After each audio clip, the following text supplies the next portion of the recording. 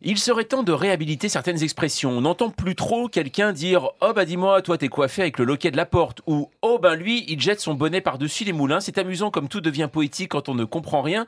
Et c'est un petit peu ce titre, un fil à la patte qu'on n'utilise plus trop aujourd'hui. Bonjour Catherine Jacob. Bonjour. Vous êtes comédienne et vous jouez justement dans un fil à la patte de Georges Feydeau, c'est un classique, on peut dire ça, Oui. racontant l'histoire de Fernand des Bois d'Anguin qui doit épouser Viviane, la fille de la baronne du Verger, c'est vous, la baronne du Verger. Bon, avant cela, il est contraint de se débarrasser de son fil à la patte, c'est sa maîtresse, Lucette.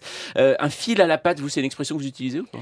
Non, mais vous savez, il y a encore beaucoup de locutions anciennes utilisées par les journalistes. Ah bien sûr, saviez-vous? mais bien sûr, vous savez, on est très cliché, nous. Non, mais jeter l'éponge, Oui. une aiguille dans une botte de foin, c'est quand même 10 fois par jour, quand même. Hein. Vous avez aussi une roue de vélo pour dire 6-0, par exemple, vous savez. Ah C'est- oui, voilà, oui. c'est Enfin, ça. il y a beaucoup de choses encore. Je sais qu'il y a quand même quelques dictionnaires pour expliquer l'origine des choses.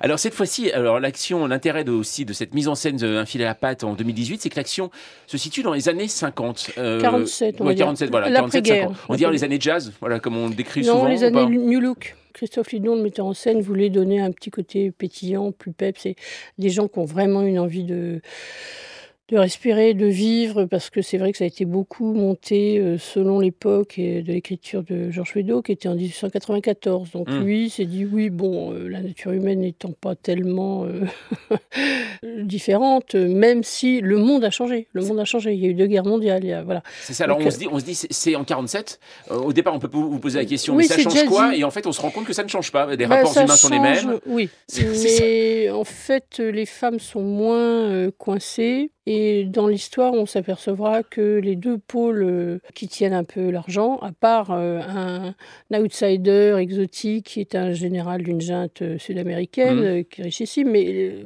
Lucette Gauthier, c'est une chanteuse de cabaret qui entretient tout le monde.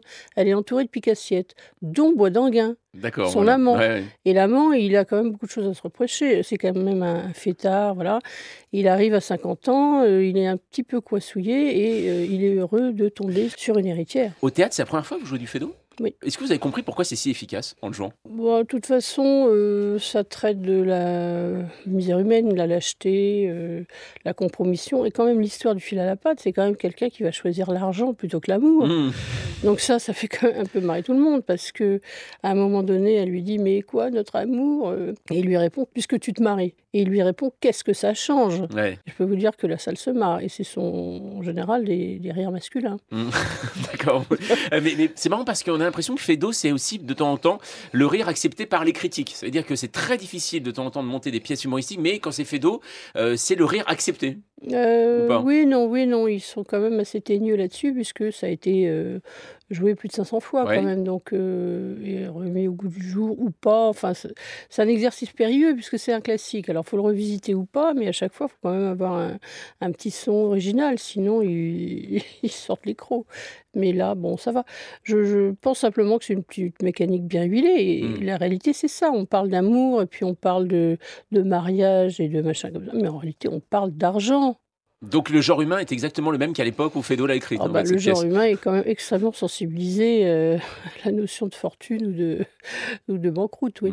Au théâtre, d'ailleurs, vous avez joué beaucoup de classiques. Vous avez joué du Molière, Anouilh, Goldoni. Ça vous intéresse plus que le contemporain, finalement, le classique? Non, Non. j'ai fait Vous en avez 2 fait, bien sûr. pièces de Rémi DeVos, Oui, tout à fait. assez importantes puisque assez spéciales. Et puis un monologue Notamment qui était, Madame, oui, qui voilà. était quand même un peu rude. Mais dans le classique, qu'est-ce que vous trouvez, vous, dans le classique? Est-ce que c'est des pièces parce que c'est du patrimoine Mais et ça non. vous intéresse finalement de visiter aussi un patrimoine comme on Non, visite? c'est les propositions qu'on me fait, mais en Oui. fait, évidemment, c'est un langage. Molière, c'est quand même plus vraiment modernisable avec des petites robes d'été. Enfin, j'y crois pas trop. On a envie d'être dans un petit voyage dans le temps. Il y a quand même une façon, il y a un art, il y a une écriture qui peut pas vraiment s'amuser à faire du poète-poète et tout. Ouais. Bon. Et en même temps, pourquoi Molière est encore là? C'est parce que c'est complètement actuel. Dans la nature humaine profonde, ça n'a pas changé grand-chose. La mise à jour de Catherine Jacob, c'est à suivre toute la journée sur France Info.